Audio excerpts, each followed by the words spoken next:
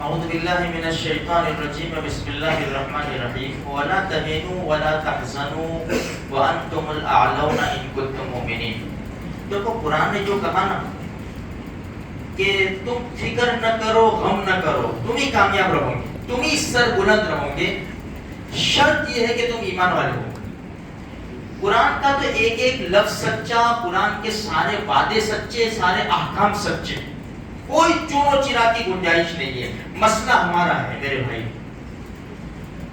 قرآن نے تو کہہ دیا، صاف اعلان کر دیا کہ تم سر بلند رہیں گے، فکر نہ کرو، لیکن شرط کیا ہے؟ ایمان والے بن جاؤ، پکے سچے مسلمان بن جاؤ.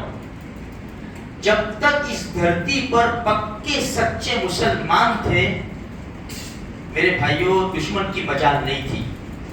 لیکن آج کے جو حالات ہیں نا، جتنے ہم آگے جا رہے ہیں اور جتنی اللہ کی نعمتوں کی فراوانی ہے، اتنی ہی ہماری نافرمانیاں بڑھتی چلی جا رہی ہے. دیکھو، صرف بدر احد کا میدان اٹھاؤ، احد کا 70 مسلمانوں کی شہادت کا کیا بنا؟ کیوں شہادت ہو گئی؟ چھوٹی سی بھول، نافرمانی نہیں تھی. احد کے میدان میں اللہ کے رسول صلی اللہ علیہ وسلم نے فرمایا یہاں کھڑے رہنا جب تک جنگ ختم نہ ہو جاتے. اب وہ بھاگے، سب کچھ ہو گیا، تھوڑی سی بھول ہو گئی، سمجھ پھیر ہو گئی، نیچے اتر آئے. اتنی سی بھول کے اوپر 70 مسلمان شہید ہوئے. اور سب سے بڑی شہادت سید الشہداء حضرت حمزہ رضی اللہ تعالیٰ عنہ کی ہوئی.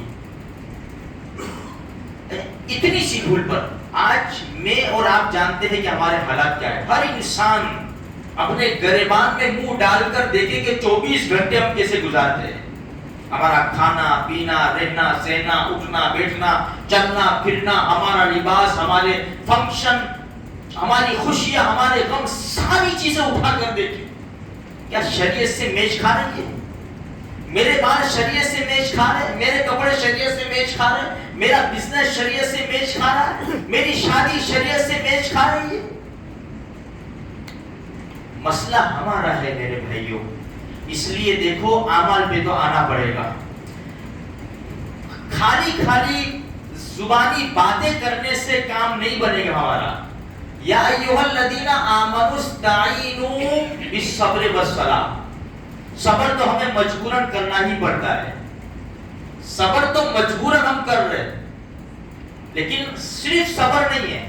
یا ایھا الذین آمنوا استعینوا، اے ایمان والو مدد طلب کرو اللہ سے، صبر کے ذریعے اور نماز کے ذریعے. ہماری نماز کہاں ہے؟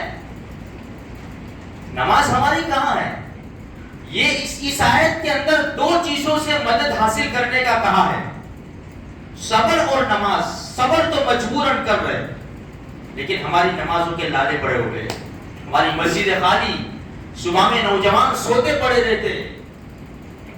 ان اللہ مع الصابرین.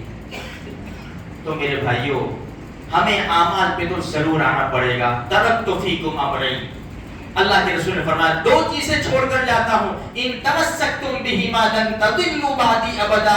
اگر اس کو مضبوطی سے تھامو گے، اس کے اوپر عمل کرو گے، کبھی بھی گمراہ نہیں ہوں گے. کتاب اللہ و سنتی، ایک اللہ کا قرآن ہے اور دوسری میری حدیث ہے. چھوڑ رکھا ہے ہم نے. یا ایھا الذین آمنوا علیکم انفسکم لا یضرکم من ضل اذا اهتدیتم. اپنی فکر کرو، فکر تو کرو بھائی. اپنی جانوں پر ہم نے ظلم کر رکھا ہے.